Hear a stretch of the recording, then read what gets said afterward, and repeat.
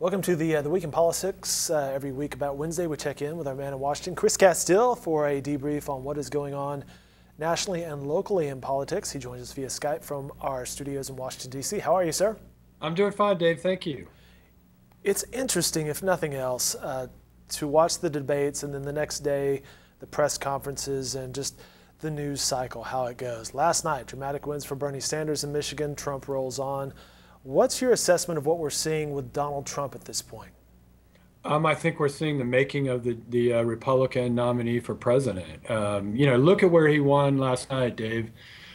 The Deep South in Mississippi and the Midwest in Michigan. Really, really important state in the general election too.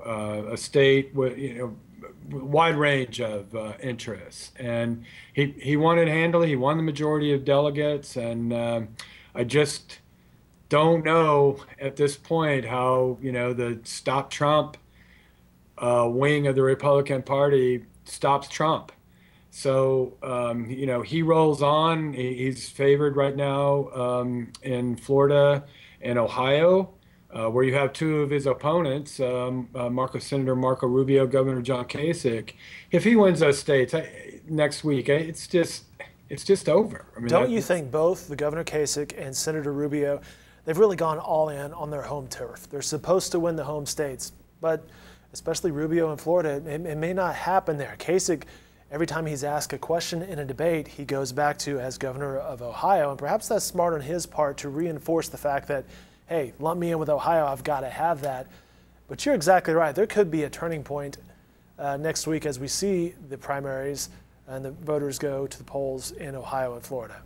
I mean, Rubio, really, it would be actually a miracle if he were to win his home state at this point. There's just as much talk now from in the media anyway, and I should emphasize about him dropping out before Florida, so he's not totally embarrassed, and have his political career end in his home state like that. Kasich, maybe he could win his home state, but I just think at this point that this ball is rolling so fast downhill that there's just no stopping. And those guys haven't really anywhere else. Have they made any kind of impression on voters? The answer is no. I mean, Rubio had an embarrassing night last night. So his argument really, I mean, even if he wins his home state, still, okay, so you won your home state, good for you, but you've performed really poorly in almost every other place. So I mean, I just think pretty soon, very soon, where all of this Stop Trump talk is going to end, and Trump will be the nominee. Well, let's dig into that a little bit more, Chris, because one of the things we want to talk about is there's a top VA official visiting Oklahoma, and the VA perhaps is an example of the frustration that many Americans feel about being left behind or left out by the government. Do you think that's what Trump is tapping into, that people are responding to? I think the VA is a perfect example of people's frustration and just really have given up on some kind of career politician or even somebody who's been in the arena for a while fixing the worst things about the federal government. And the VA in Oklahoma City, VA hospital in Oklahoma City, VA hospital in Muskogee, years of complaints. The lawmakers in the delegation, you can blame them maybe too for not taking action soon enough, but about poor care, poor administration, and these are men and women this country has a responsibility to take care of. And I think it frustrates Americans to no end to see veterans mistreated as they have been and continue to be. So when Trump talks about it, I think people at least find some hope.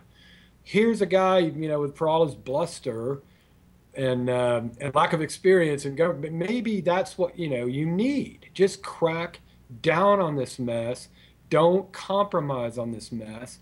Take care of it. And sorry to get so emotional, but there is the number 2 ranking official at the VA, Sloan Gibson, Deputy Secretary of the Veterans Affairs Department, is coming to Muskogee on Thursday, Oklahoma City on Friday.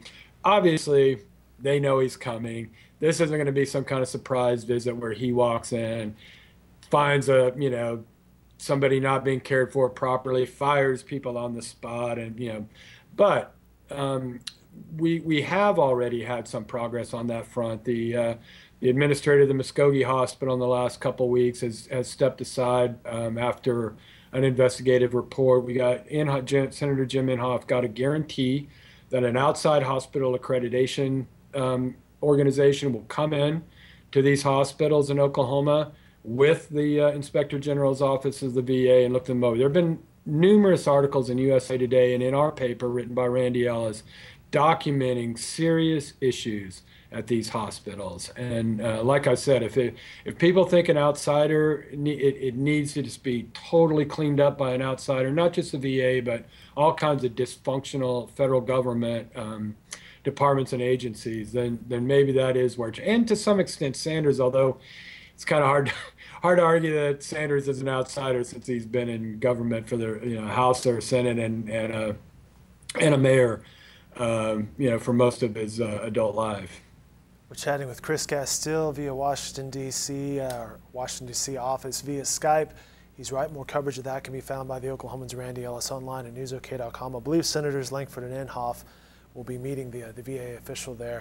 That's true. And Congressman Mark Wayne Mullen in Muskogee, who has also authored legislation aimed at making the VA better implement the provisions in the 2014 VA reform bill that allow veterans under certain conditions to go seek private care. And Randy wrote about the administration at the Oklahoma City Hospital basically trying to keep that from happening, to keep veterans from getting a choice in their care, using VA reimbursement to go to private hospitals when that's really what so many of them should be allowed to do. We've covered the Republican side of things and the VA. Let's switch over to the Democrat. You mentioned Bernie Sanders. He had a big win last night in Michigan. How big of a surprise, and how much does that help him? I think it based on the polling anyway, and that's all I would know going into Michigan. But based on the polling and the way Hillary Clinton has performed in African American communities, it looked like it was going to be a win for her. And the margin arguable, but he squeaked out a win, and it was really big. And I think it showed. I think a lot of the exit polling may have been pretty revealing about it, because Michigan is in working areas of Michigan, the auto industry part and other industrial parts of it are really majority anti-trade. And as Bernie Sanders has been for much of his time in Washington, very anti-NAFTA and Pacific trade agreements, maybe MFN with China. And people are distrustful of those trade agreements. So a majority, I think the exit polls showed a big majority of Michigan Democrats believe that those have led to more job losses than to job gains. And Bill Clinton was president during NAFTA and pushed it very hard, as a lot of people might remember. So, one interesting thing about Michigan is Michigan can be an important state in a general election. And let's